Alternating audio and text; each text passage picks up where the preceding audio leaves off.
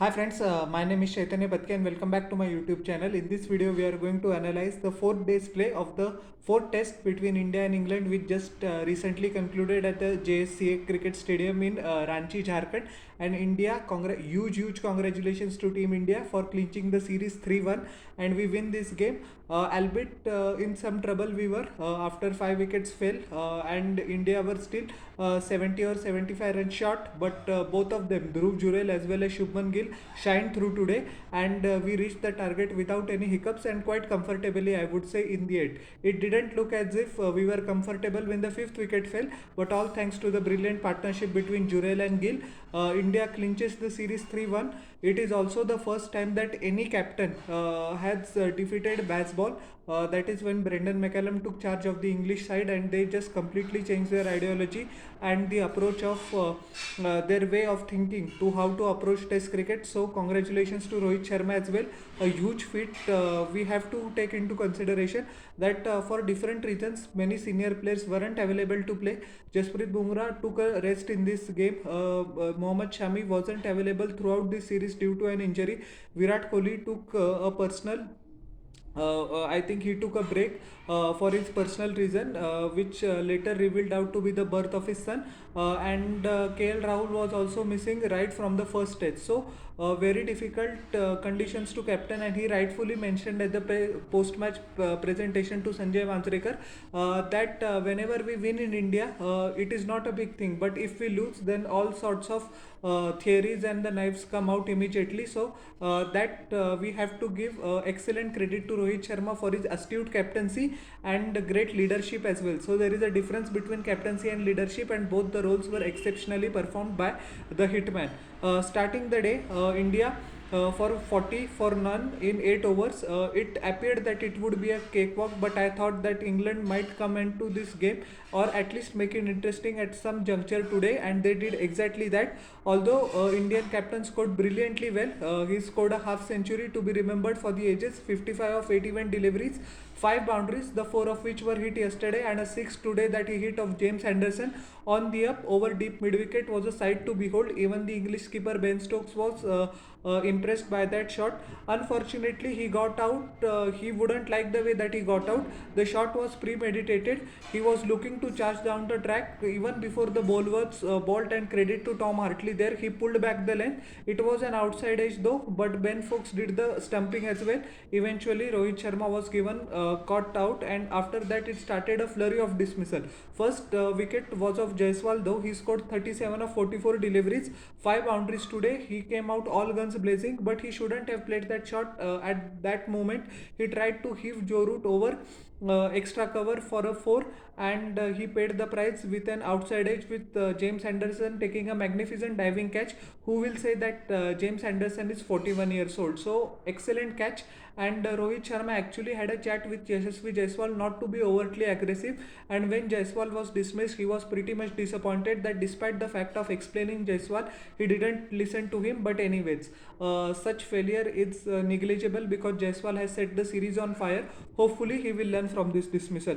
Rajat Patidar's horror show continues. 6 innings, just I think so, in eight innings, whatever 6 innings, he had just scored 63 runs, and today also he wasn't able to open his account. A 6 ball duck. Shoaib Bashir taking his wicket with he was very tentative. The 5 balls he lasted, he didn't have any confidence, and I really thought that he was a sitting wicket, and unfortunately that's what that happened.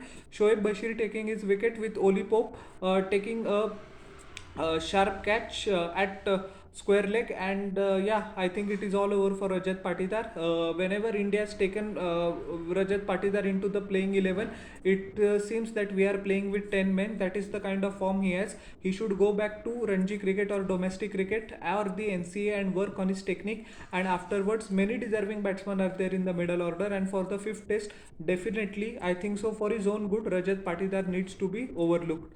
Ravindra Jadeja also, in the second innings, what happens sometimes that he isn't proactive at all, and this is what we got to see this time also. 4 of 33 deliveries. Shoaib Bashir took his wicket with Johnny Bairstow taking a simple catch. Didn't use his feet at all for the duration of his stay in the crease. He looked very timid, he looked very passive and very tentative, and eventually paid the price with his wicket. Sarfaraz Khan, a first ball duck. As we know that he had a magnificent debut scoring 50 in both of the innings, but in this test he has come crashing back down to reality. Hopefully he will learn from his dismissal going into the fifth test in Dharmshala. Shoaib Bashir once again taking his wicket. After the dismissal of Sarfaraz Khan, actually Shoaib Bashir was on a hat-trick. Oli Pope taking a fine catch close in of Sarfaraz Khan as well. Dhruv Jurel faced the hat-trick ball pretty comfortably, and after that it was Shubman Gill and Dhruv Jurel all together. We have to remember that this was the last recognized pair, and still 72 runs were India was adrift, 72 runs from the target of victory, and thought anything can happen. Many experts actually gave England the upper hand as well, but they both batted wonderfully well, took the sting out of the English bowling attack, rotated the strike. We have to remember that Shubman Gill was eventually not out on 52 of 124 deliveries at a strike rate of 41.94, but the strike rate doesn't concern here at all. It was the matter of occupying the crease and taking the game as deep as possible, not play any stupid or irresponsible or risky shots that would cause further trouble to the Indian cause, and both of them did exactly that. As we know that Dhruv Jurel's confidence was sky high after a magnificent 90, and he once again showed that why he is the future of Indian cricket. He was also 39 not out of 77 deliveries, and the couple of sixes which Shubman Gill did eventually hit. It was in the 60th over, which turned out to be the final penultimate over of the game. It stepped down the track when the game was actually done and dusted, when just 20 runs were required. He hammered Shoaib Bashir down the ground towards long on for a straight six. The next ball he came charging down the track, although didn't time it well as compared to the previous delivery, but still got enough to bring up his half century with a magnificent 6 over mid wicket. So both of them rotated the strike pretty nicely. Shubman Gill also mentioned to Mr. Sunil Gavaskar and Deep Das Gupta in the post-match presentation that he instinctively used to look his instinctively used his feet, came down the ground, because that first of all most importantly took LBW out of the equation, and he also defended. It's not that if you step down the track you have to look for a 4 or a 6. He took the singles as well as defended very confidently, which added to the frustration of Shoaib Bashir as well as Tom Hartley and Dhruv Jurel. Just a couple of boundaries, one exquisite cover drive of Shoaib Bashir, and played second fiddle to Shubman Gill pretty nicely, ran well between the wickets. These two had excellent communication despite the fact of playing just their second test match together, and it was one of the memorable innings, and quite fitting that Dhruv Jurel, who was eventually adjudged the man of the match for his 3 catches as well as most importantly 90 runs in the first innings as well as the 39 not out in the second innings, hit the winning runs of Tom Hartley, who chipped him off his pad for a couple of runs to earn India a famous win. Now, so Bazball's first series loss. It is also the first time that England has lost 3 consecutive tests on the trot when Brendan McCullum was made head coach 18 or 20 months ago, as well as when Ben Stokes took over the captaincy. So a historic feat for Rohit Sharma as well, and this is a victory that he will cherish not only as a batsman but also as a captain for a long time to come. We will take a look at the English bowlers. Joe Root in 7 overs gave away 26 runs, took the wicket of Jaiswal. Hartley took the wicket of Rohit Sharma. He bowled particularly well despite the fact of being inexperienced.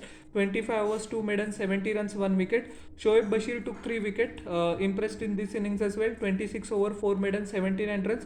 And James Anderson was used as a spare part because his services weren't really required. So no point in giving Anderson the over when spinners are expected to take wickets from England's point of view. 3 overs, 1 maiden, 12 runs, no wicket. So all in all, kudos to both Dhruv Jurel as well as Shubman Gill for showing grit, determination and composure, and their 72 run 6 wicket stand eventually sealed the deal as well as the series for India. So congratulations to Mr. Rahul Dravid, Mr. Paras Mambre and Vikram Rathore as well, the support staff.